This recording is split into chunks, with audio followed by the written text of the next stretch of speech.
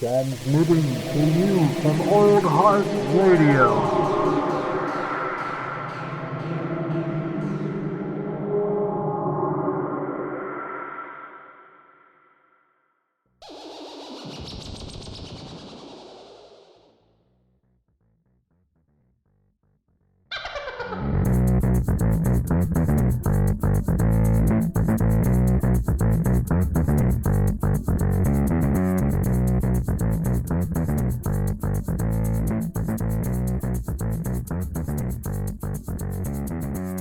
Oh, Play that funky it's music, white magic. boy. It's stuck That in my head for a always few days. that song always reminds me of the really bad early 2000s comedy, The New Guy. Have you ever seen The Oh New no, Guy? I'm not. I'm Oh, not. it's such a bad movie. It's like it's like about a dude who he's like the he gets bullied by everybody at school. And at one point, like near the beginning of the movie, this horrible day happens where he gets his dick broke by the nurse at the school. It's just a really terrible situation. And then he goes to jail. Basically, he like comes up with a scheme to go to jail and learn how to be like a badass from somebody in jail. And then he gets out and like starts like being this badass at his new school. What? It's so fucking bad. But anyway, that he like the whole point is he plays in a funk cover band, and that's like one of the main songs that they cover. Oh my god, that's terrible. The New But, Guy with DJ, or yeah, it's like his name's like DJ Qualms or something like that. It's like he's like one of those tall skinny actors from the early 2000s. Tall, skinny, lanky. Yeah, Sounds like a kind of movie that would play that, and like exclusively like I Miss You by Blink-182 is also in the soundtrack. I miss you. Yeah, dude, pretty much. Tell you that I'm sorry. I'm sorry. I had a buddy of mine in high school who absolutely loved Blink-182. And whenever we walk by him in the hallways, we go, nya, nya, nya, nya, nya, nya, nya, nya. That's awesome. Dude. Yeah, I mean, I feel like we've probably made fun of him on under further review because like they're like Blink-182 is one of those formative pop punk bands like from the Oh, I absolutely. mean for punk rock really, and then they became pop punk, I think. But They're really a product of their time, and that's what makes them funny now. yeah, well, I mean, there's so much. It's just interesting because you can laugh a lot about some of their stuff, but like there's so much influence from them, like that trickles down Yeah. to like so many different kinds of like genres and bands now. So Yeah, it's strange. even in like contemporary music, Yeah. like it's incredible seeing. Fuck, I mean, like slightly later. I mean, Blink-182 is still relevant, but I think it's telling that fucking Billie Eilish didn't know who Van Halen was, but like touts the Gorillas as one of her greatest fucking inspirations. You know, Jesus. like, and I would be That able definitely to wager that like current like pop punk bands would say the same about Blink-182. You know? Oh, for sure. Yeah. They probably couldn't quote something from like some punk from the Ramones. 70s, but they definitely like they'll think that Blink 182 is the OGs. That's always kind of like an interesting dynamic where I mean, because there's like, yeah, the longer you go, the more like I don't know, the more it gets erased and then added to like the collective, pop culture ether, Yeah, absolutely. it's sort of interesting. But that being said, obviously Hey, we've fellas, got listeners. Guess who's going to be on under further review soon? Hey! Wait. Oh my God, what is that? Is that your sample? This is a terrible guitar sample I found. I've been abusing the hell out of it lately, but it's really That's funny. But my God, man, yeah, this is episode 103 of Matinee Edition. Hey, cranking them out. Before we really jump into some stuff, I wanted to shout out a couple of people that have recently, like influential people that have passed this is in the the last Matinee couple of Edition weeks. in memoriam Yeah. of the week. Oh, that feels like it's in bad taste. It might be, but like a couple weeks ago, we lost, the comic book community lost one of the greats, Neil Adams. Neil Adams was a pioneer on things like Batman and a lot of like DC properties. Yeah. Like honestly, you can credit Neil Adams for sort of starting to bring Batman out of that campy fold that character was locked in for a really long time. Fuck the comics code, am I right? Dude, the comics code screwed things up. But you know, like I'd say like you could even like taking Neil Adams' work and then you could easily branch that right into like where Frank Miller picks up and makes Batman like the character we know today, where it's like that gritty, fucked up character. Yeah. So you know, it was just like shocking when he passed away, but even bigger, a bigger blow is that just like a couple of days ago, George Perez, the artist and writer, he passed away at 67. Fucking tragic, man. Yeah, man. George Perez was a fucking miracle worker. Like rest in peace to both of them. But Perez was like like involved and responsible for the only Justice League Avengers crossover series that has ever been published. You know, he, as well as like some other Marvel and DC crossover works that came out of that deal. He was the artist, the penciler for the Infinity Gauntlet series for Marvel, you know, like amongst so many others. He helped revitalize the Teen Titans, you know, for DC. Like absolutely, just some really legend. Iconic pieces of comic media. Yeah, for real though. Like the dude was just a legend. And even bigger, like was his, you know, his like personality. Like people, you know, can hail his work, his body of work for a lifetime, but people that have met him and people that have like, you know, just gotten some sign from him at a fucking con somewhere have all the same story. George Perez was the nicest motherfucker who took like, no matter what, he took the time to like meet with his fans, and he always had a smile on him. He was always great, like, you know, just gracious and grateful to be where he was. And like, so, you know, I think that's something to be said, like about that character. He died at 67, which is fucking crazy, but he was diagnosed like a while ago with, I believe, like a stage 4 cancer. And he, in this really badass move, I'd say, he chose not to do any sort of treatment or anything at his stage in life, and he just kind of, you know, got comfortable and like spent time like receiving and reaching out to fans, as well as like spending time with his family. And because of that, like for the first time since its publication, both the pillars of the comic industry, Marvel and DC, they came together and reissued the Justice League Avengers crossover in like this sweet, like, you know, real love letter trade paperback book, you know. And yeah, and you know, he got to live to see that reissued, and so like a whole another generation of fans will get that in their hands. And yeah, just like, I don't know, man, it, like very rarely do celebrity deaths really hit you, but for some reason reading about Perez's passing was just like one of those moments where I was just like, fuck, dude. Like, because that cat gave so much to like everybody's imagination, you know. Well, I think it sounds like Perez was like, he was a big part of that community. And I feel like when somebody's celebrity extends and doesn't really extend past that group, like comic people know who he is. They know his work. There's a bit of a tighter bond with fans there. I agree. There's a bit of a unique appreciation.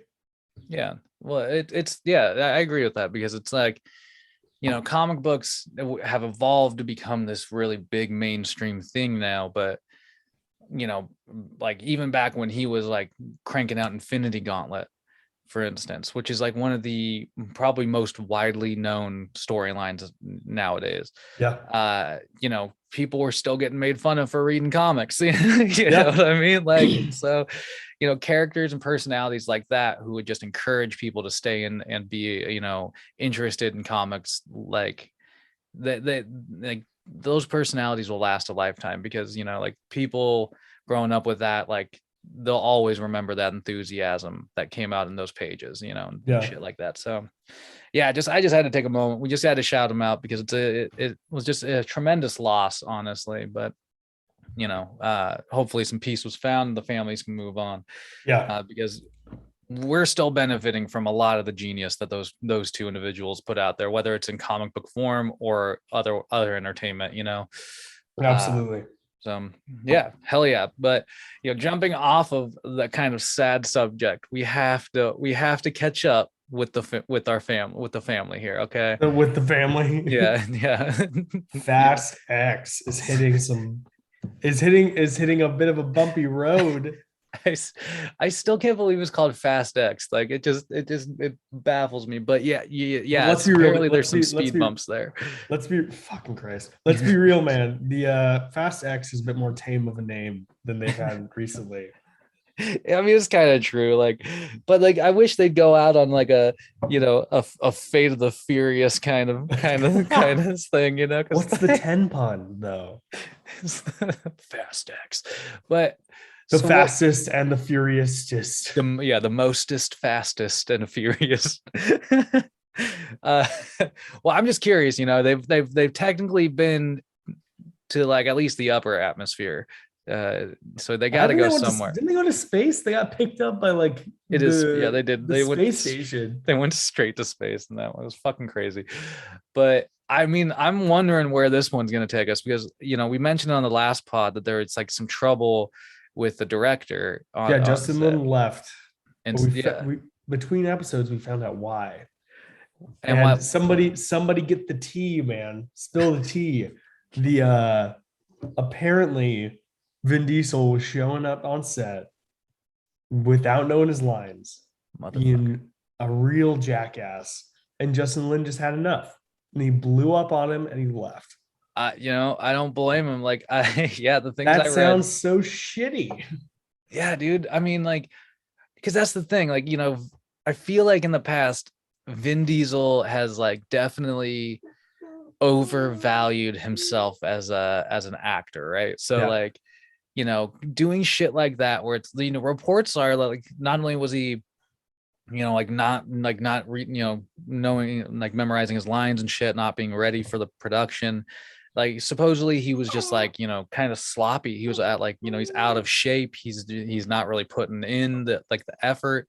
And it, like it shows if you go to Instagram, which by the way, you can go to our Instagram at Old Heart Radio, like that page and then follow Vin, then go pop on Vin Diesel's page and you can see like videos of him. Like there's one with Justin Lin, which it's like a really forced like selfie video where he's like, like, oh yeah, we're doing great work or something like that, and like the director is just like clearly like, yeah, not interested. Did you Vin Diesel looks like shit, dude. I'm not here to body shame too hard, but like if you're gonna tout yourself as like a big strong like Hollywood action guy, you better fucking show up, man. You know what I mean? Do you remember when we watched the last Fast and Furious and there was a scene where he literally yanked apart a missile silo? Yeah, dude.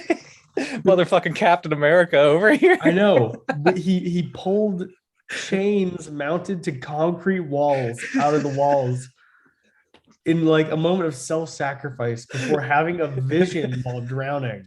It's so ridiculous, dude. Like they've taken Dom Toretto's character and they've really ramped him into superhero status. Yeah, fuck, dude. Like, or at least like anti-hero. He definitely outpaces Black Widow at this point in terms of strength. There's the next thing, in Fast X, there's going to be a scene. There's going to be a shot-for-shot remake of when scene in Winter Soldier. It'll be like Vin Diesel holding onto a helicopter, holding it back to like. Yeah. But like, yeah, dude, like that movie. I mean, without like Justin Lin there, like the movie's like already going to start losing credibility because apparently the person that they've tapped to like step in, I can't remember his name, but the biggest credit that they threw at him was the Incredible Hulk movie. Oh no! It's the director from the Incredible Hulk movie. I genuinely thought for a moment you were gonna say Michael Bay. Oh god, dude, like that. I mean, although that would be probably fitting, like it would, it would be awful also. But like I can't believe. I would love to see a pseudo parody of itself, Edgar Wright Fast and Furious movie. Oh my god, that'd be ridiculous. I think it's fucked. I think they're screwed Everyone's Yeah. starting to pick up on it with Justin Lin leaving, got a bunch of press with The Rock having been very forward about how he thinks that Vin Diesel's a piece of shit. Dude, yeah, I think the act is blown. I think when it's like fair, not everyone has to jive. Him and The Rock could have had a falling out. yeah. But The Rock being like, this guy fucking sucks. And Yeah, the then way he Justin called him Lin out. also being like, this guy's a dick. It's It- very telling. Yeah, I feel like the end of this franchise is just going to be a nosedive into the ground. You know what I Yeah. mean? I mean, on one hand, it kind of sucks because the legacy of having done this many movies with these same characters and this weird And with no pocket universe. source material. That's what I mean. It's all original shit, technically. You know what I mean? And so It's like I respect it to a point because of that. yeah, and so it's like as fun as it is to laugh at like how bombastic they get, like it will kind of suck to see if if Go this out with a project fizzle, yeah, if this project tanks, like it'll kind of blow like the whole franchise in a way. So Yeah. I mean, but that's also the Let's be gamble. Like real. I feel like the studio wouldn't want that to happen, so they probably have to, No. because the residuals on like selling the whole franchise later on and like having all those, like it's definitely got to be more valuable than like just throwing away the budget on this movie. Yeah, man. I'm surprised that they're not like trying to tap someone bigger because at Yeah. least for the directing role. I mean, it's not a secret that a lot of like Hollywood types and like actors really do actually like Fast and Furious.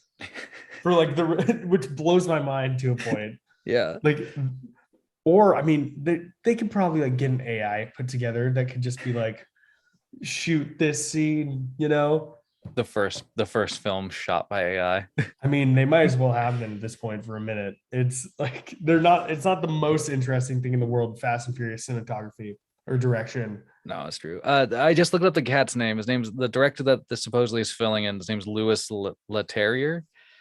And like some of his credits include The Transporter, The Transporter 2, this this ridiculous Jet Li movie called Unleashed, where and like I said earlier, the Incredible Hulk movie from 2008, which is like still the only MCU movie that's like sort of cast outside the MCU. Yeah, man. Like even other properties they've embraced eventually, but like the Incredible Hulk, they're still just like, it's there. Yeah, I don't think anyone's mentioned fucking Liv Tyler No, since that movie came out. I will say in defense of that movie, they did start with some really cool things. It was just a lot of it, I think, was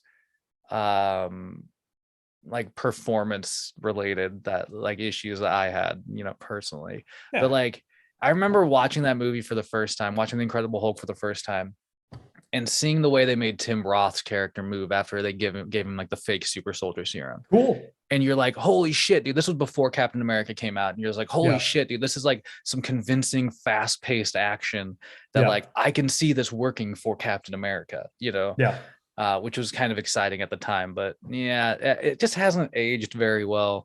But what's strange is that they have like that, that character, the Abomination character, they have obviously re-embraced that, for instance. Yeah, to an extent. Well, I think that's sort of like a respect the history type thing, and then being like, fuck, maybe Tim Roth's like not a bad actor, which he's not. No, he's not. So, I don't know, sort of future proofing themselves to a point with She-Hulk and stuff. Mm-hmm. The Hulk stuff is too fucking cool for them to just push aside. See, I agree.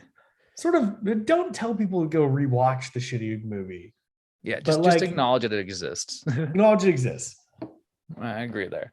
The Hulk is definitely gearing up like to have a moment, which is kind of interesting in general if you think about it. Like there's so much stuff that has been happening with the Hulk character in comics. Yeah. That all of this transpiring in comics before the launch of the She-Hulk series really gives you this idea that like they're reinvesting as a company into that character. Yeah. Here, let's save the Marvel stuff, because I have something that we're going to talk Doctor Strange in a minute. And this sort of ties directly into something I wanted to bring up. Perfect. We'll say we'll So- shove that for the end of the episode. Teaser, Marvel fellas. and Marvel will hit the end of the episode. Yeah. But What do we have? What do we have next? jumping from Fast and Furious, making that leap, Jesus. I definitely wanted to shout out HBO's got the Game of Thrones sort of spin-off series. It's like a prequel series. Yeah. It's called House of the Dragon. That actually just dropped a trailer recently. Yeah. Which you still, you only see like some elements of what might be going on in the world, but it's interesting how far because removed is it? Do you know? so it takes place like during the reign of the Targaryens, which happens before the beginning of the Game of Thrones series. So at the beginning of the Game of Thrones series, the Rhaegon, I think it's Rhaegon Targaryen, I may be wrong on that, one of the Targaryens is like recently been like killed, and there's like the new king has taken over and everything. And so this takes place when the Targaryens are like ruling Westeros, and so it definitely just like revolves around their world and that kind of political climate, which is sort of interesting because you haven't been able to explore that Yeah. up until now. And one of the main interests for fans of other BBC properties and like things like Doctor Who and whatnot, Matt Smith. Oh, I was gonna say actor in the hit film Morbius, Matt Smith. Oh yeah, dude. Oh my god, I forgot that they wasted that cat in fucking Morbius. Oh.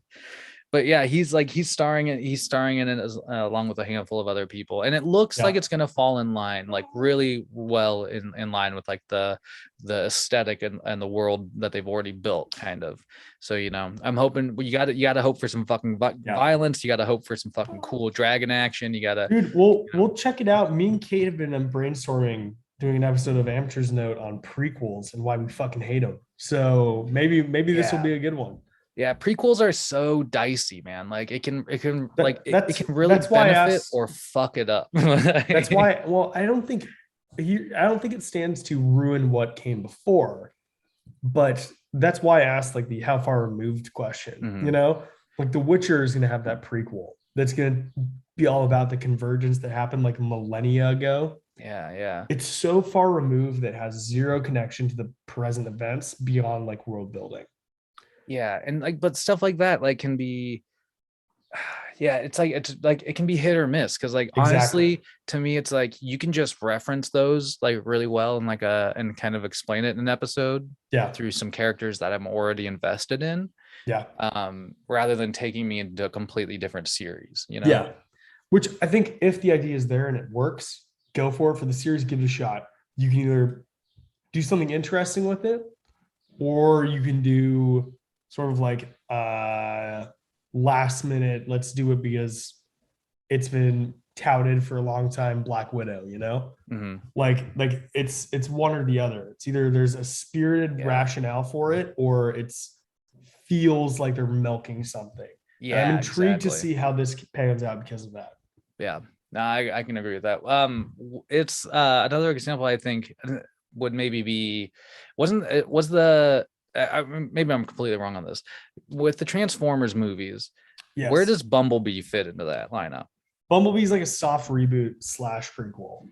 Okay, that's what I thought too. I was like, and it was sort of one of those things where it was like, I He feel turns like into you're a really Camaro right at the end. Spoilers. Yeah, oh my god. He turns into a Camaro right at the end of the movie.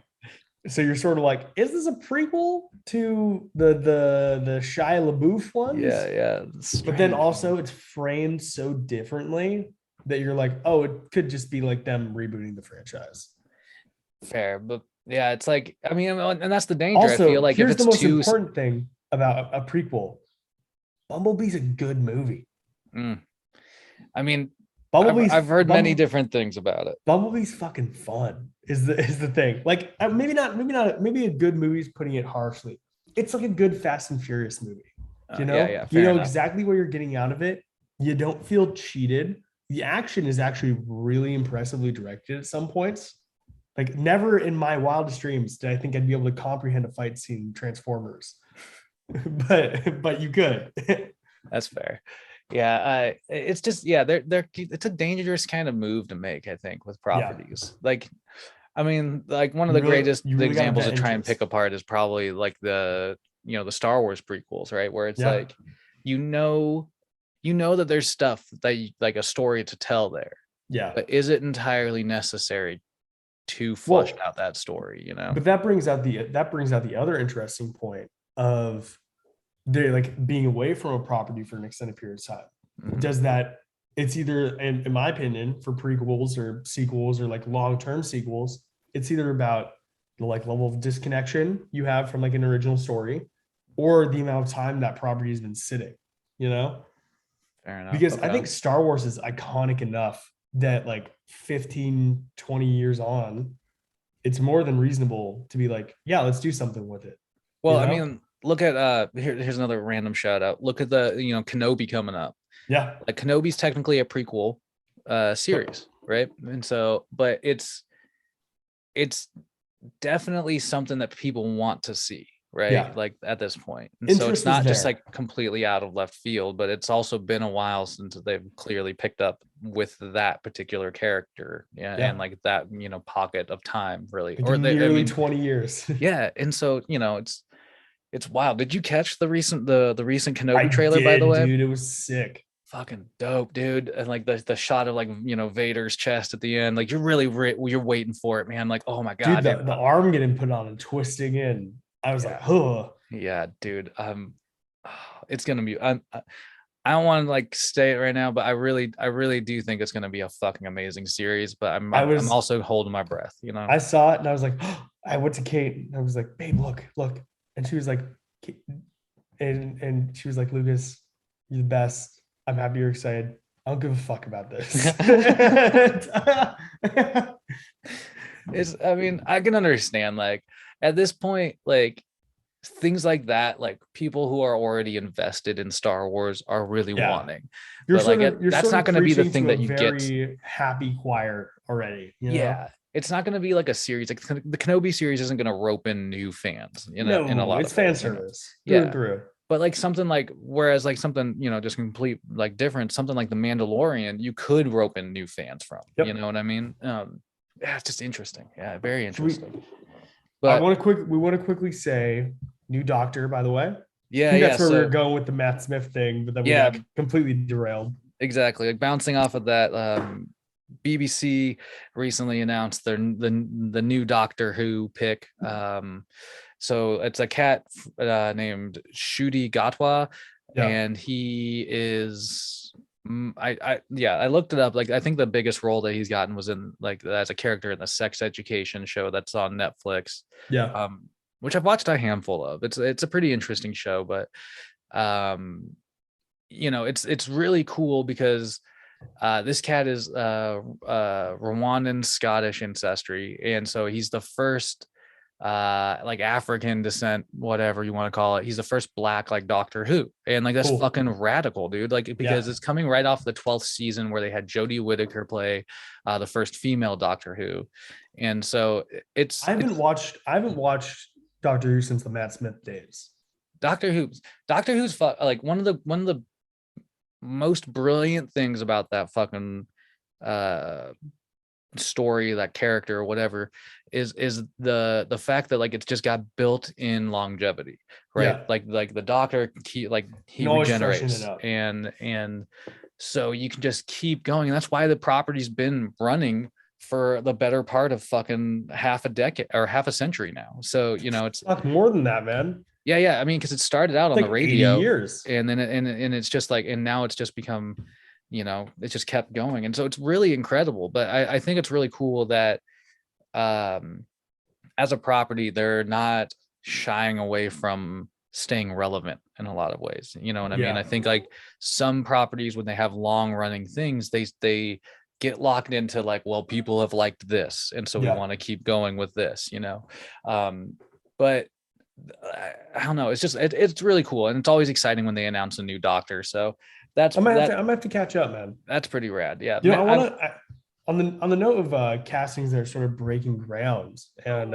change like it's such a touchy feely way for me to say it, without because I'm worried I'll sound like a piece of shit. No, but like let's be real, the Doctor has been historically white. It was fucking like people lost their shit when a woman was cast as the Doctor recently. Yeah, dude. It was like it was an interesting change because it was off the cuff of Peter Capaldi. Yeah, he like so he was like they like recast an old white guy as Doctor. Yeah. And then they switched it completely with Jodie Whittaker. So yeah, Jodie Whittaker, and I've heard she's decent, you know? Yeah, it's a fun season. It's like David Tennant is still my favorite version of Doctor Who right David now. Tennant was the shit. Yeah, but my favorite's actually the dude who was the Dark Elf in Thor 2. Oh my god, dude. Hey, quit it. But like I think you're right though. I think as a property they've kind of, and that's what I mean by they're like fine with staying relevant, where it's like they clearly see the times are changing. Yeah, they have a whole generation of viewers that expect diversity, what I mean, and want diversity because that's what the world reflects. And so it's So I can weirdly liken this to something from my childhood that's getting adapted. It got adapted once already. Percy Jackson, The Olympians. There were those shitty films from like a decade ago with fucking, I'm forgetting the lead dude, but the only one that I've seen anything now is Alexandria Daddario, who was in like True Detective and stuff. She played one of the lead characters. Oh, character who is, and do you know the deal with that franchise? It was like sort of like early like 2000, like late double O's into the tens, sort of YA, but it was a like the Greek gods exist and their demigod children go off to like a camp. They're like rounded up and like trained so they don't fucking ruin the world. I mean, that's good. Yeah, and they the main characters are like the kid who's the son of Poseidon. There's a satyr that helps him out, and a girl who's the daughter of Athena. And that's who Alexandria Daddario played. Well, they're making a Disney Plus series. Yeah. And I was like, oh, fuck yeah, this is great. Like, it's a thing from my childhood. I hold a lot of nostalgia. They announced the casting for the dude who's playing the main character. Looks like the kid looks just like the book's description. It's incredible. That's cool. And then Annabeth, who Alexandria Daddario played, described as white with blonde hair.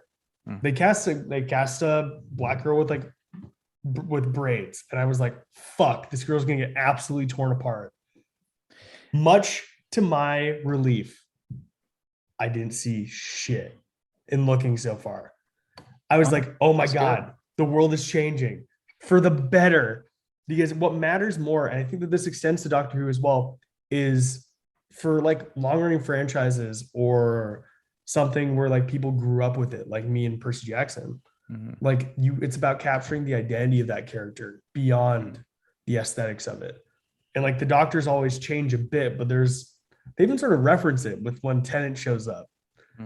It's like it's the same man underneath it, or the same person underneath, Yeah, well, exactly. And like I think you kind of nailed it, where it's like I think the expectation is starting to like change overall, where it's like, yeah, like we like as viewers and consumers, we care about like the overall like aesthetic of the character. We care about like, is the personality on point, is and stuff like that. And so it's like, yeah, that's an interesting example because even, and we've talked about it even extensively, like where it's like the theoretical idea of like a Michael Jordan Superman has people losing their shit every like 10 months, and it's like there is even precedence for for that character, and people lose their shit over it. And though I don't think people need to lose their shit over things like that, it's like it's nice to see that not apply to every property in a way, where you almost expect the backlash, and it's like, oh my god, there's no backlash. Wow. Yeah. People are finally getting over this, know? Well, I mean, the other example, I mean, and I guess it also involves Michael B. Jordan, when he was cast as as Johnny Storm. Yeah. Back in that like really shit Fantastic Four reboot. yeah, like people were like, "Oh, Johnny Storm's not black," and it's like, dude, It it's a doesn't fucking fucking matter. like half the time he's on fire anyway. Who the fuck cares? That's funny. It's Yeah, like you're fuck right. the hell off with that shit. Like, yeah, it's like it's just weird. Dude, what a strange segue for later, but we missed it. Yeah, but yeah.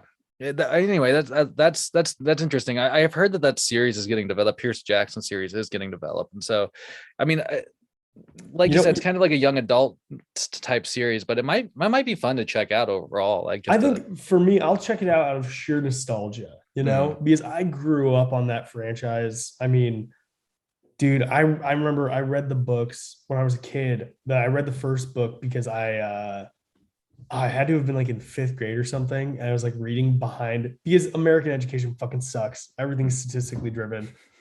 I didn't have a good like reading level or something. Mhm. So they were like, and those are like right around where I should be. So I just started reading them. And I Yeah, fucking fell in love with it. And I started like waiting annually for every book to come out. yeah. I Like mean, that's how I felt when the Harry Potter books came out, man. well, I was gonna liken it to that. I feel like the Harry Potter books are like, while not on the same level, the Olympian series is like sort of similar in like the audience it captured, Mm-hmm. where I think like an adaptation is like ripe for people just eating it up, especially like my generation, and also it'd be great for kids if they're able to pull off like what the She-Ra animated series on Netflix did, where it's like really, me and Kate watched it like maybe a year ago, where it's really, really good for adults, but then it's also like it won like a bunch of awards for like best kid show. Like Yeah, I mean then that series is pretty legit, it's honestly. fucking awesome. Did you finish it? I mean, I watched like handfuls of episodes because Nadine was It's really going through it. So it's so good. It's like a genuinely fantastic TV show. yeah. In comparison, Had some I of that was really Avatar energy. really disappointed in Kevin Smith's He-Man. I love Kevin Smith. I will Yeah. say that, but his like they were like really touting his He-Man Master of the Universe series, and it just to me it just fell flat on its face. And if they would have done something like She-Ra with that property, it Yeah. would have been like way better. Because Was this the Revelations one? mhm, Oh, that was his? yeah. Where everyone had the power? Yeah, I mean it's like stupid like it's yeah like at points like Skeletor gets the power, and then like it transfers to this person to that person. Adam wields the fucking power without using the sword because he discovers he's the true conduit or whatever, and you're just like What? yeah, it's just like it's all over the I place. And mean, I like remember there was a trailer for that was set to I Need a Hero. yeah, that's And right. I was like, but it looks sick. If I'm remembering right, it was made by the animation was from like some anime house and like that's done a bunch of cool work. The animation is cool. I just Yeah. think that The story is lacking. it's like the story's lacking and the dialogue is Yeah. is lacking at times, like where it's sort of just like I don't know, like how do I say it? Kevin Smith touts himself as like this kind of like come around, like all inclusive kind of guy now. But Yeah. his dialogue in that movie was so just sort of like standard fare, like I'm the man, I'll be your hero, like kind of thing that you were just like, dude, there's nothing revolutionary about this. Like, Yeah. there's nothing that you're bringing to the table that like was gonna blow my mind. It's just what I expected, like Yeah. I guess unfortunately. that's fair.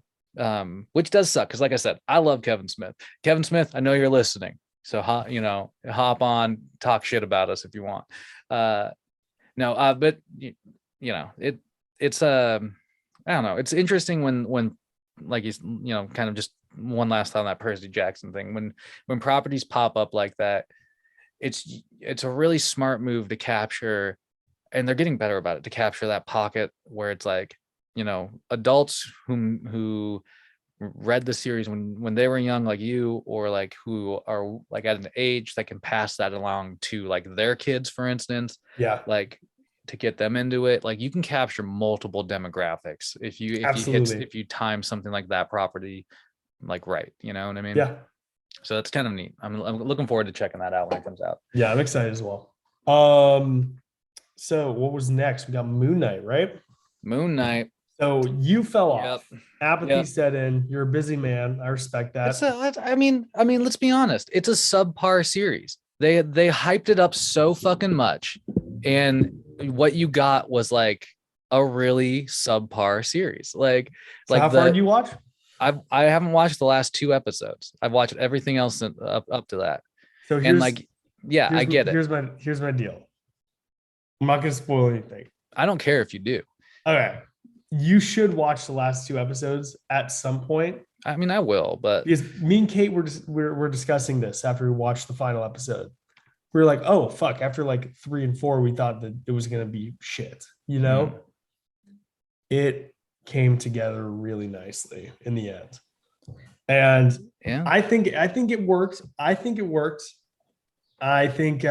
3rd episode especially was hot garbage.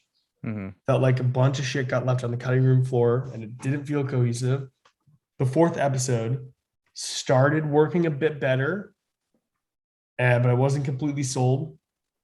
And their interesting expansion on sort of and diving and like what they did in like the 5th episode, diving into the origins of the multiple personalities and stuff worked really well. And how they concluded it, they didn't pull like a WandaVision and in the end. It felt relatively satisfying on the finale. So I don't think it's the best, but I also don't think it is like it ended up being subpar. I think it stumbled in the middle, but ended up coming together towards the end of it and having a really strong start as well. So yeah, I feel like Oscar Isaac is going to look at this role and reflect on it very much similar to how he reflects on playing Apocalypse. Like really? it'll probably just like not turn out like in the long run. This series won't hold up. Maybe because like it's multiple things. It's like I'm angry about the fact that they've wasted this character, where it's like they're not really planning on doing a 2nd season. They're not really planning on furthering the storyline of Mark Spector, and so it's sort of like, and so it's sort of. I mean, they've talked about it. Like they haven't even opened discussions about a season 2 yet. They haven't, and so it's like, to me, it's always like over there being a scoundrel. It's like one of those things we talk about with like villains, I think a lot with Marvel movies, where it's like, God damn, I hope they don't just waste this fucking character on a one-time done thing. Yeah. And I really think that that's kind of from some of the ways I've read the description of this series. It's like essentially like a closure to the character of Mark Spector.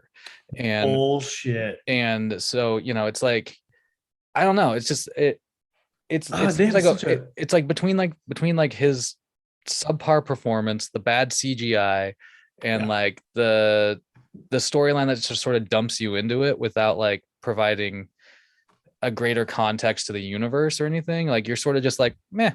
It feels like it feels like I would maybe place Moon Knight above Winter Soldier and Falcon, but maybe not. Yeah. There might be on like the same level. You know what's bizarre? And me and Kate both noticed this after the last episode. On note of the suits and the CGI.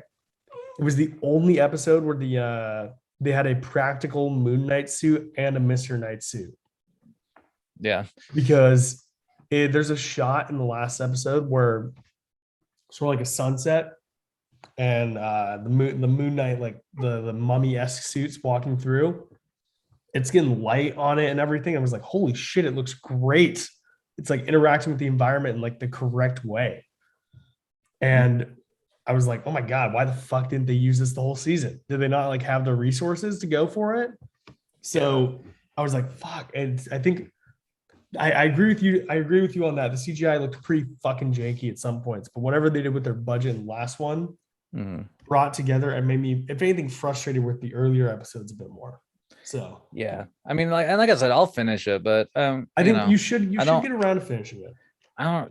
I find as time goes on, I don't know, Marvel, like I have a high expectation for them. Yeah, and if they just do like kind of subpar stuff, it really shows to me, and so it becomes like, wow, I'm just genuinely disinterested in that now. But this is where I think that there's going to have to be a season 2. Because they dump you off on this like pretty hard cliffhanger with the post-credit scene. Isn't like what's her name? Layla, doesn't her character get revealed Like she has like some sort of like over like bigger she has like she's like a she ends up superhero or a villain or she something ends like up that. becoming an avatar. She ends up becoming another avatar for a different god. Okay. And Yeah, it's see, actually badass. Her suit's fucking awesome. The no, but the big cliffhanger at the end is Jake Lockley. oh, yeah, They finally show him off and I was yeah. like, it's a very like hard line to drop that they're gonna have to follow up somehow I would hope because so. it's too alluring. It's framed as Mark and Steven are now on the same page coexisting, Mhm, believing that they've been released by Khonshu. mhm. That was the other thing I stopped liking about the series was that it really became heavy on like the back and forth between like Mark and Steven. I You know fucking what I love mean? that though. And I did not like that's not what I'm Really there for. I'm there for some fucking interesting. action. I'm there to see Moon Knight kick some ass. I'm like, I'm not here to see like this back and forth fucking like And Venom-esque dialogue between these two characters the entire fucking show. and that's actually I agree with you there. I think that's something that I wanted a bit more of. And we I joked about think it before, you know, they kind of made the one personality and as Mr. Knight kind of that knockoff Deadpool thing that yeah. they keep like doing with Well, characters every and now and then. this is the Like, thing. You can tell they pump some money into the finale because they finally start pulling that off, where they're actually like using the two personalities well in choreography. There's a scene in the last one where Mr. Knight has his batons, hmm, beating the fuck out of some guys, doing some Daredevil-esque choreography, throws a baton, it bounces off something, comes back, and it's Moon Knight there. And they're like chaining off of each other, doing unique moves. And I was like, fuck, they pumped some budget into this one. I want to see more of this earlier on, you yeah, know? I think yeah, that's the shame because I think a lot of people are going to end up having similar opinions to you because the show struggled to sell itself in early episodes after the first one. yeah. I think Well, like 2, 3, and 4, specifically 2 and 3. I think most people would have fallen off after the very shitty third episode. yeah, I mean, like I said, like I feel like there's just like I don't know, there's too much like there's too many like Venom like vibes in a way where it's like even if you think about like the suit, the Moon Knight suit, and how it like you know just wraps around him and appears, it's like it it it all just harkens to like other types of like characters or other things that like I don't know I've seen before, and it's like you're not like blowing me away with this. You're not making it new. You're just sort of like adapting other things that you've seen work for other franchises. Like I like yeah, I like the suit design. I think it's failed by budget. yeah, I don't know. I just overall like I said, I just feel like Oscar Isaac was kind of You know, wasted in that role after there all. So there are a few, I fucking this is something I relish when me and you have dramatically different opinions on something. I think it, I think in this case, both of our opinions are like somewhat valid. yeah, I mean every opinion is valid really, No, but no. Oh, I think some there are definitely some where I'm like, yeah, you're wrong. You're lying to yourself. But the most of the time when we disagree on stuff like this, it's like I can totally see like it did initially do a terrible job selling itself. mm. And Well, I it think it sold itself as like a series that looked more akin to Daredevil than it did to what it is, yeah, and that I think is like another failing. It's like you know yeah, it just I don't know. It sets you up for something that it didn't deliver on. yep, I don't fair know, enough. but I think it ended up delivering. I don't We know. will see when you get to the end. You Yeah, get well, there in your own time, we'll discuss it. it'll be like watching the Batman. You know, I'll probably fall asleep during the finale and Fuck. then wake up as it's like ending and be like, oh God, What happened? I'm rested now. Hopefully you'll enjoy the kaiju fight at the end. The Is dude, I think like is there like a Pacific Rim-esque kaiju fight? there's a giant fight between Khonshu and Ahmed while Moon Knight and fucking Arthur are fighting as well. Ah, huh? Silhouetted by the pyramids of Giza, and it's actually fucking sick. I really enjoyed it. I really think the last episode stuck the landing pretty well. I mean, it'll be interesting to see like if they can build. You know, the thing that I think they really can build on is like the idea of like the pantheon of gods that they're starting to Yeah. establish. You know, because that directly can bleed into other things we've touched on, like other, properties, like fucking Thor coming up with like the, And they actually know, talk about this in episode 5. They Hmm. validate the existence of multiple afterlives. Like That's it's like interesting, yeah. there are different conduits of consciousness. They reference the ascendant plane from or no, the ancestral plane from Black Panther, as like you can go there if that's what you believe in. Dude, that reminds me of something I read about Black Panther 2 recently. Really? Yeah, Hit me yes. with it. Martin Freeman. Martin Freeman? Yeah, he's back. He's playing that same agent character that he played in the other Black Panther movie, the CIA agent. I was not thinking of. I'm sorry. I Bilbo Baggins. I forgot. I'm sorry. I was thinking of somebody else. Who was I thinking of? Martin for the Bad Boys? Martin Lawrence. Martin Lawrence has been cast as T'Challa in Black Panther 2. He's the recast. That'd be fucking awesome. But no. Oh God, I can't. So he was doing this interview, and they were talking about Black Panther 2, and he was saying basically something to the extent of like, well, it feels strange, and it feels sort of like off. And his like the quote, I wish I would have saved the quote, but it basically just kind of like alluded to the fact that like Black Panther 2 doesn't feel like it should exist, a solid follow-up, like it feels like I think the tone was like, it feels like it's a forced thing that isn't gonna go over well. And like it sort of seemed weird to me that they wouldn't just try and co-opt some of these characters from Black Panther, the side characters, into like other solo films. Or well, I mean, none of the other characters were built up enough in the Black Panther movie to like warrant like solo interest. That's kind of the problem. What I mean is like when they had the Dora Milaje and Falcon the Winter Soldier, stuff like that, where use those side characters to flesh them out further as like supporting players. That's how you continue that story. Well, I think one of the problems is that they're banking on like they banked on building this world around T'Challa and following Black Panther through it. Yeah. What they discovered was probably one of the most popular things about that movie was the world building that they brought. Yeah. But the world building like doesn't happen without a central, like a good character to follow through it. And like, and that's what I mean, where it's like, it seems like, I don't know. I'm interested to see what that property looks like, because that movie's kind of going to be coming up. Even in that quote I read, like, like the actor, Martin Freeman was talking about like, no disrespect to Ryan Coogler and like, like what's going on. Yeah. But like this seems to be reality, and it's it just, I don't know. I just really hope that again they don't fuck up like a character like Black Panther just for the sake of like trying to jam more Wakanda into everything. Like it was a cool fucking movie, and they can do better world building, but without your central, if they're not going to recast, which they like, Marvel went on as soon as Boseman died, like they were like, we're not going to recast T'Challa. Yeah. And I think that's a huge fucking mistake. Like, well, I think if you're not going to recast, you don't make another Black Panther movie. Exactly. Oh, Jared is walking away for a moment, kicking the dog out. Hold on. There we go. No, I just think it's if you're not gonna bring back the central character in some form, you know, either you just, it's go back to what I was saying. You use those side characters that people found interesting in other projects, flesh them out more, but just don't make a Black Panther film.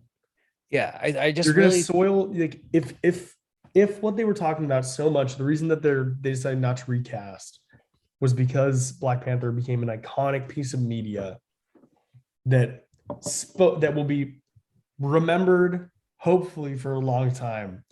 Then hopefully they don't fucking squander that legacy by making a just sort of like Wakanda bait type second movie, you know? Yeah, and I mean that's what it's like to me. That's what it sounds like. It sounds like they're just trying to bait that crowd into like buying tickets, you know, and you're not gonna. I don't know. I don't know. It just feels like they're making wrong moves with that, and I don't know. I just I had to bring it up because like as you said, like they're actively incorporating elements of like Wakandan lore and stuff in and like characters from Wakanda into other properties, which I think Yeah. that is, I'm with you there. I think that's the smart move. Like I think continue to flesh out characters and build that world, around other aesthetics until you have something that you can solidly say like will be worthy of like a title of like a Black Panther 2. Yeah. You know what I mean? Like, I weirdly thought like the idea was pushed around for a minute of like rumors and stuff in the Koye series. yeah. You got Again, though, give me that wouldn't work out to me. give me a Dora Milaje like world like Falcon the Winter Soldier esque in like a scale series, you know?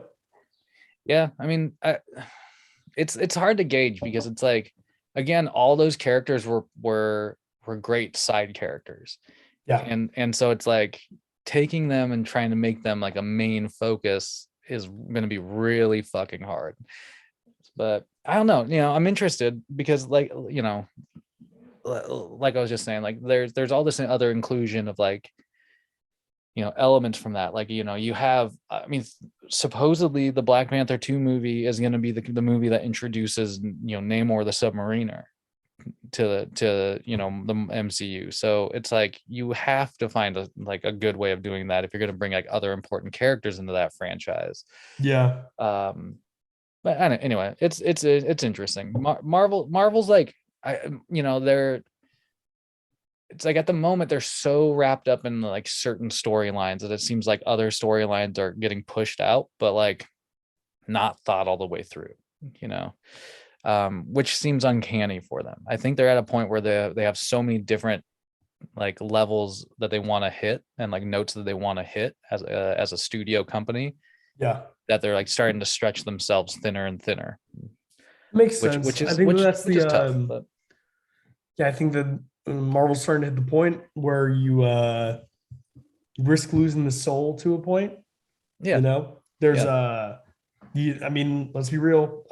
Media is a business, and sadly, that comes with expenses. It comes with having to please investors. Mm-hmm.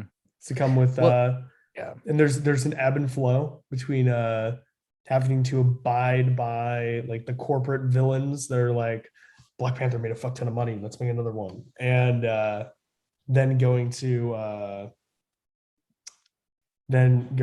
sorry, my dad's fucking texting me, No, you're blowing good. up my ears. It feels like with something like that, like the Black Panther took off. It got huge, right? And it was so well embraced that it like it's become like like immediately became like a focal point right afterwards to be like, all right, we got to do a follow-up. But Yeah. then like shit happened, right? Like things have happened. Bozeman passed away. And so between like the hype and like the initial like we have to reinvest and get a sequel going, and like now it's sort of just like I feel like interest has died a bit, and like maybe you should let like the current level of where it's at dictate where the property needs to go. Sadly that won't happen realistically though. Yeah. Well, and that's it. Like I mean, it'll be interesting to see how they connect that with like future MCU projects. Yeah. Because I mean, something that I want, we got to touch on close out the pod, right? Is Doctor that Strange. is that like they could still easily make that some sort of like multiversal issue where they pull out a Black Panther from somewhere or some shit, like dude. Here's the thing with the so you haven't seen it yet, but No. you took it upon yourself to spoil the movie. So yeah, I'm one of those kids. I like to know what gifts people give me. So it is implied that that's not possible because incursions. Okay. Yeah. I the incursion factor is interesting. So the incursions are happening actively in this movie. Not in this movie, but they're talked about. Okay. It's framed as if you leave too much of a mark as a multiversal being on a different universe than where you're from, you're risking to start an incursion. So interesting. Yeah. I mean, that's it makes sense for like the storytelling I feel like that they've done too so far. You know Yeah. what I mean? So Somebody likened it to when the multiverse in Loki started like spiraling. You mhm. could see some of the lines start crossing each other. Yeah. Well, and that's like from some of the things that I've kind of picked up on, it seems like that is not necessarily referenced or like talked about as like incursion. Those aren't incursion points, but it does really seem like that's the general idea. Like those time streams are colliding, you know, things are like overlapping, and yeah. That's I mean and that's cool. That's a genuinely interesting concept, especially if you're trying to tell this huge like multiverse story. Yeah, which I mean, before we get into the meat of Doctor Strange, I think it'd be interesting to bring up, and this is sort of what I wanted to stop us talking about with the Hulk earlier. Incursions are a pretty new fucking thing for Marvel.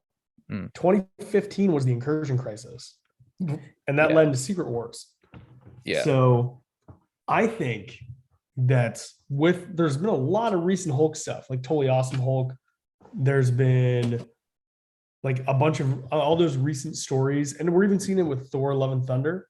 I think that we're sort of, it might be like the tide is changing in terms of Marvel's development structure.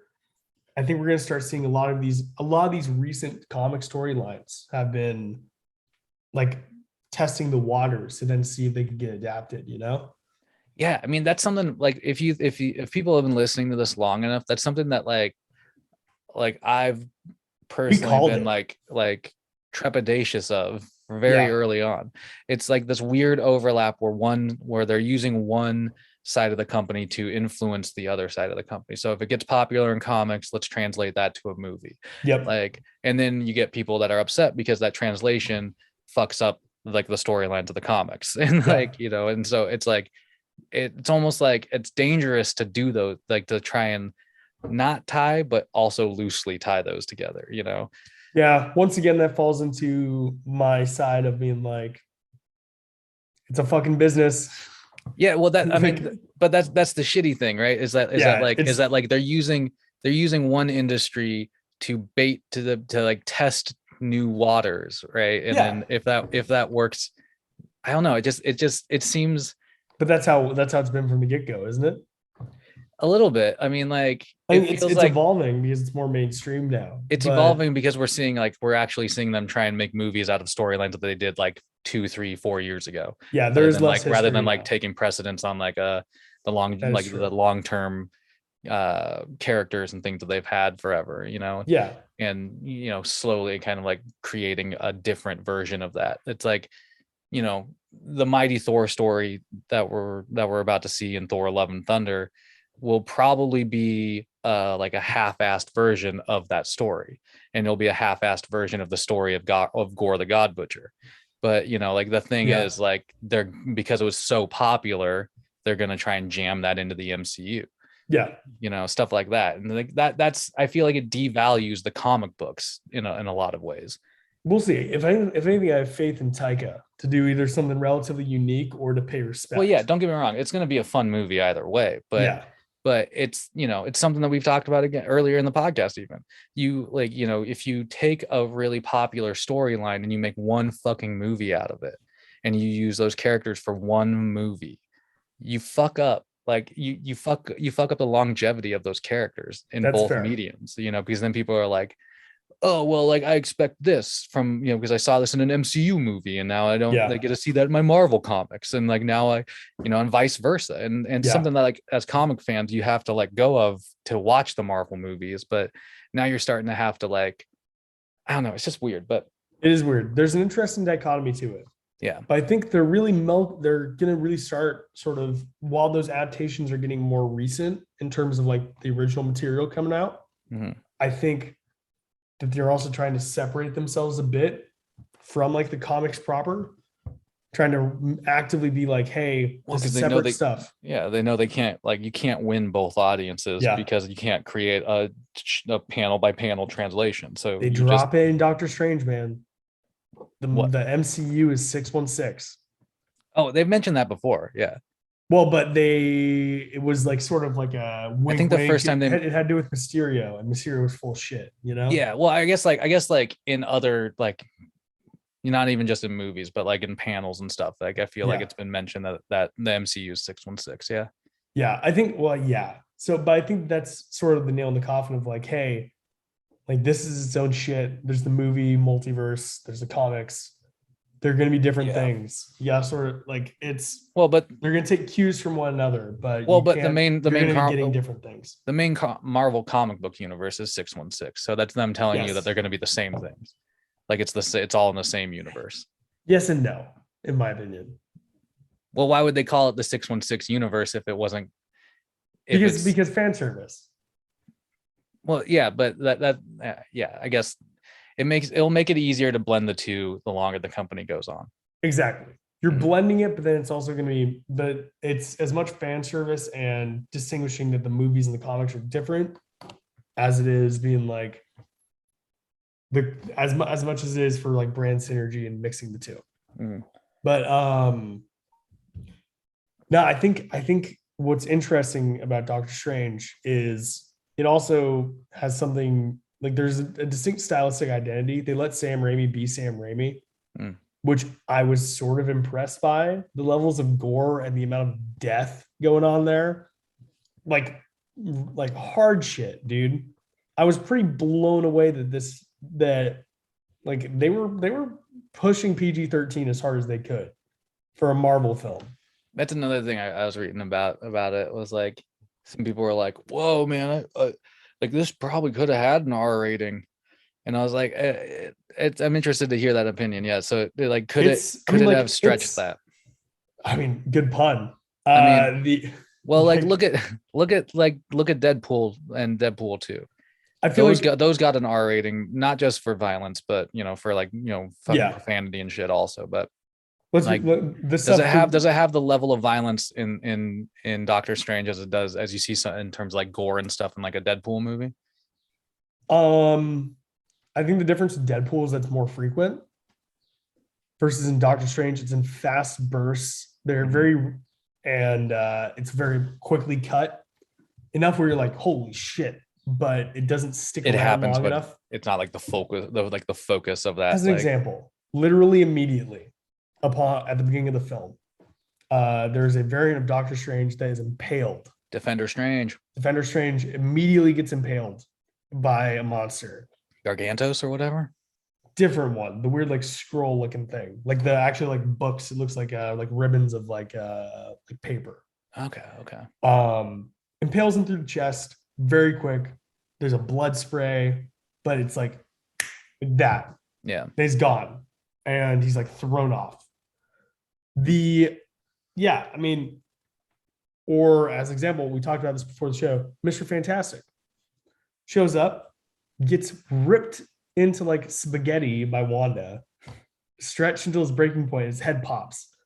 The head pops with like it looks like Wanda just like breaks his head with like a bit of energy. But there's like some brief blood sprays. Wanda's also covered in blood during that scene. There's that's good. I want that, like, because you get brutality in other forms. So it's like, just give us a little bit. I do think there are a couple more brutal deaths from the Illuminati. Does Charles Xavier die? They all die, dude. Yeah. Okay. So how does Xavier die? Fuck, you really want me to spoil that for you? I do. Okay. No, I don't care. Let me. I'll just drop all of them for you then. So Mr. Spoilers, just in case you care. Spoilers. Mr. Fantastic gets stretched out until he dies. Okay. Maria Rambeau, Captain Marvel, gets a statue dropped on her. Dang. Nothing super graphic about that one. She just sort of disappears and her arm goes limp. Oh. Captain Carter gets cut in half with her shield. Okay. Let me think. Black Bolt, Wanda takes his mouth away and he explodes the inside of his head. By far the most graphic death. That's cool. There is a shoot of blood out of his nose, and you see his skull collapse inside of his helmet. Oh shit. Yeah. And then there's the whole dream walking thing where Wanda's possessed a different version of herself in a different universe. Okay. And Professor Xavier goes into that Wanda's mind, and she's covered in rubble. He's trying to help her out of the rubble. He's like, if I can get you out of here, then the other Wanda will be forced back out of your head. And evil Wanda sneaks up behind him and snaps his neck, and he just collapses in his chair. That's cool. It reminds me of and that was like a fucking jump scare too. It was like quick, and that was the thing. It wasn't. It always like fuck. It was a lot, but it was very quick, and it was very heavily cut. Let's say. How was the pace of this movie overall? Like, was it a pretty good pace to it? Because like I remember, if I'm remembering right, it was right around 2 hours 10. Mm-hmm. Fucking brisk, moved constantly. Okay. Oh, cool. Yeah. Yeah. That's interesting. And also, so how did the character of America Chavez turn out? Pretty good, really endearing. I think definitely came off likable. You're not really given too much of her backstory. You get like one chunk where you see when she found her powers, and it's fucking tragic. Which I didn't really know too much about America Chavez's origin, but the way they frame it, she's from like a utopian universe, and but she doesn't have control of her powers completely. So they manifest when she's frightened. And the first time she uses her powers, it's shown that she's there with her parents, and a bee lands on her finger, and she gets frightened, and a portal rips open behind them, and her parents get sucked through, pulled into a different universe, and then she gets pulled through, and they landed somewhere else. Bummer. Yeah, upsetting, man. But no, she was likable, absolutely. I think Wanda was great. I can say with complete confidence, I did not know where this movie was going to go from the trailers. I thought it was going to be like, oh, evil zombies and shit, but the zombie ends up being good, you know? Like Wanda ends up being the main villain from like 5 minutes in. That was the interesting. So like it worked though. Well, for sure. That was just like one of the things that like kind of solidified some of the leaks and stuff that we had read coming up to this was that like, you know, like it was for sure a Wanda is the villain kind of centered movie. Yeah. They made it work too. I mean, let's be real, the real main villain was the Darkhold, but it was somebody's got to have the Darkhold. Somebody's got to using the exactly. Yeah. I think what they do with Wanda works really well. I mean, Elizabeth Olsen fucking eats up her screen time, almost to a point where I feel like she sort of outshined Benedict Cumberbatch. Like, and then I mean, it sets up things to come. I felt like it was because it was so like over the top and in your face. I think it sets up a lot of cool stuff without being like, it doesn't feel exposition heavy. Because you as the audience are constantly questioning what's going on, what exactly is happening. So you're just getting like pulled along this ride, and as stuff's getting explained to you. You're like, oh, okay, that's how that works. Cool. You know? Yeah. They can get away with some like more crazy exposition because it's so over the top. Yeah. And yeah, well, that's interesting. I mean, because it's definitely got to like, I mean, this movie's got to have been, it seems like it'll have kicked in the door for like a variety of different types of stories that they could tell now. Specifically, more option. My theater went fucking crazy when John Krasinski showed up as Mr. Fantastic. It makes sense. Like, but you know, my concern will be that like, again, is that a character we're going to see again? Apparently, yes. That I would hope so. Apparently he is going to be Mr. Fantastic. And I think it's given extra credence because all of the characters that we've seen have played those characters before in different universes. Like there have been versions of those characters that we're saying. Yeah. Like Black Bolt, like Captain Carter. It's all the same actors, you know? Mordo. I mean, I just gotta give them props. It was they executed it pretty well. I was entertained. Not the best Marvel film, but also by far not the worst. You know, I feel like it opens up a whole it like what we've seen a lot of what we've talked about recently. It's opening up things to come. They're widening themselves back out, you know? Yeah. Yeah, which makes sense. Like at this point, you can't keep going into the cone shape. You gotta Yeah. at some point, give yourself a little more room to like try out a few different things. You know the post Well, that'd be credits? cool. I remember reading about them, but yeah, Clea shows up that's right. I read that, and as then played by Charlize Theron. yeah, and And I was like, and is I that audibly gasped. the scene where like it's like Doctor Strange like follows her into like a certain place or whatever? Or Yeah, is that like a different one? Yeah, she opens a portal to the dark dimension. Mm. And Oh yeah, that's and right. He That's goes right. into there. Back, come talk to Dormammu, man. Yeah, my uncle Dormammu. Yeah. Dude, I was so fucking hyped to see Charlize Theron. I remember that was a rumor a while back, and I was really excited when I heard that because she's one of my favorite actresses. And yeah, I mean, it'll be cool to like finally have her included in the MCU. Yeah, I feel like they've and this is sort of the opposite point to what we were talking about with Black Panther.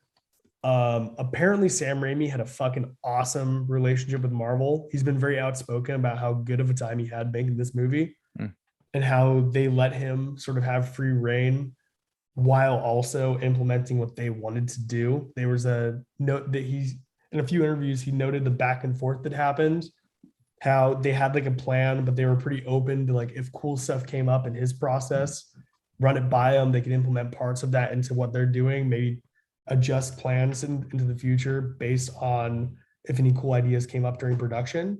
Yeah. I was like, that's really cool to me. Well, it also goes like back and forth that way. So like Marvel's got a history of like, and including with this movie, it sounded like where it'll be in production and then they'll be like, well, you have to do this and this and this, and so then like you have to go back and do reshoots or like spend time like filling in what the studio wants you to do there. Yeah. Also, ultimate praise here. 10 out of 10. They use the fucking the 90s X-Men theme to introduce Charles Xavier. Well, that's good. Dude. Yeah, dude. I was like, no way. That's badass. Fucking awesome. I mean, they're in the process of making like a follow-up series to the X-Men cartoon. So I was honestly, dude, I was so surprised. I heard that they referenced like Inhumans and Terrigen, and I was like, what the fuck? Like, I didn't think that they would touch Inhumans for a long time.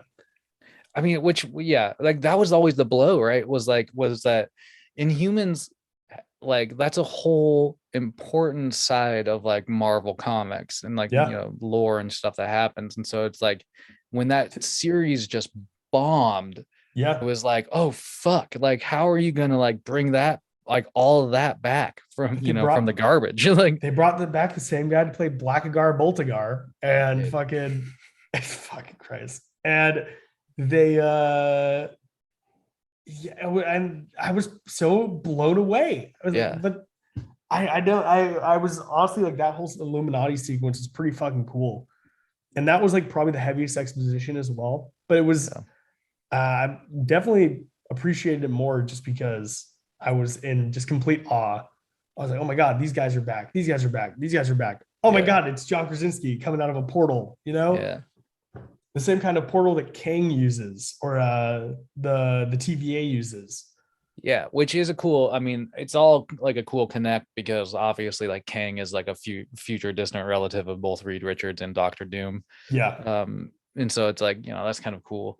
That you mentioned that America Chavez is from a utopian universe. That harkens like that could even be like considered a Doctor Doom reference because classically in comics the only world and universe that ever reaches true utopian peace is like this random universe where Doctor Doom has like conquered everything and like has everything and like everything's at peace and in the Earth's a utopia in that universe. That's pretty cool, man. So I wonder if that's like a potential like nod to that. Who knows? They all had stars. I don't know what the deal was. Well, who knows, man? Dude, I mean, either way, it does sound like a cool movie. Me and my little brother are gonna go check it out next weekend. So it's a bit of a ride, man. Definitely don't tell him that John Krasinski's in it. No, yeah, he's one of those cats like he actively avoids spoilers. I was like, well, so do I, man. I try. It just depends. It just depends for me. Each their own. Yeah. Well, sometimes you just you just want to know so you don't waste your time. Yeah, man. I think despite Marvel's failings at some points, I know I usually have a slightly more positive take than you do, depending Well, on the series. like I said, it feels like they're, I don't know. It feels like they're starting to just go through the motions in Yeah. a lot of ways, and that's when the movies and TV series start getting boring. Yeah. No, but I think even despite that, which I do agree to a point, I think that for me, it's I don't think I'm at a point where I'm like, I'm wasting my time going and checking this out unspoiled, you know? Yeah. I don't feel like I've been burned, you know? Unlike DC I mean, at some points. I would say like going to see the midnight showing of Avengers 2 was a point where I was burned for sure. You know what I mean? Like that was a movie that was just sort of like, I guess I didn't need to fucking like stretch to go see this, you know. But like, yeah, there's that more often than not, and this is always going to be the case, I think, with the MCU. Like more often than not, it's going to be worth seeing on the big screen. You know what I mean? Yeah. Oh, Like, dude, let's round it out with this. I was meaning to bring this up earlier. Avatar 2. oh yeah. I want to play some devil's advocate here because the trailer is like gorgeous aesthetically. James Cameron makes stuff, and I've seen this argument by some people wanting to defend the film because it did get immediate bad press. A lot of people were like, James Cameron, like he came back to this franchise after 10 years for a reason. The guy has like a competent filmmaker who is like heavily respected. And you even mentioned that he like has a love of nature and he's like been to the bottom of the Marias Trench. And he's obviously very interested in this type of stuff. Would I prefer him to do something else? Yes. But do I think that we should completely write off the film at this point? No, because the trailer was actually pretty cool in theaters. Yeah, I mean, it can look visually cool, but the story's still fucking garbage. It's still garbage. Yes. But that's the thing. I don't think it should be immediately. I think it was.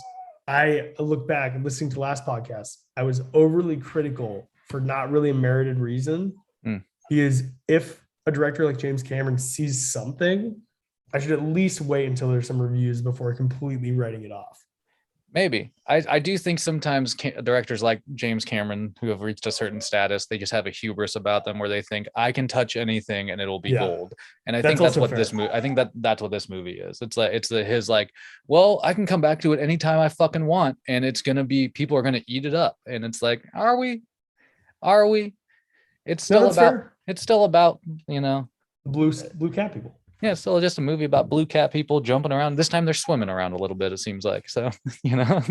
We'll see, man. I'm more inclined to give it a shot. Yeah. Just because I'll read the spoilers online. You bastard. He's the worst of us. Never forget, he is the worst of us. Should we call it? This has been a long one, man.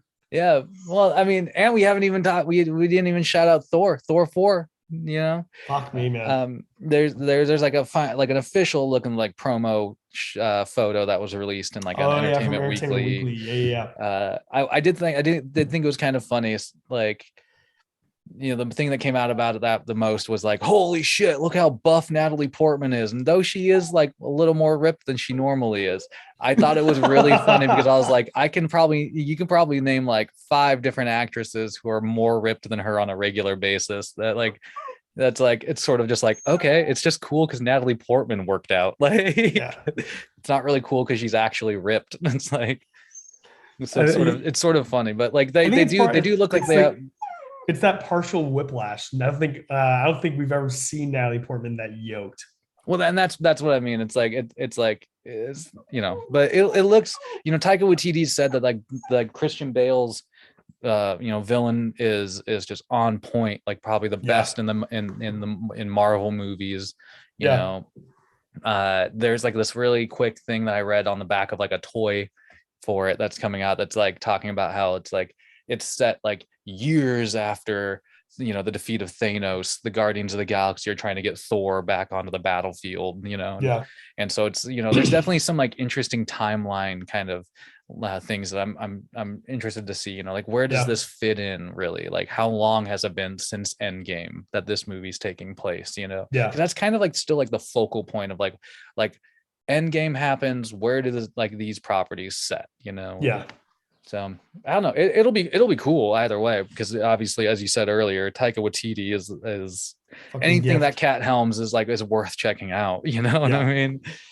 Can we get a yeah, Jermaine Clement directed thing from the MCU, please? that'll be the Can MODOK solo movie. Dude, I'd be so down. You know? Oh my god, I would say Werewolf by Night, but Michael Giacchino is directing that. That's a funny one. Like that.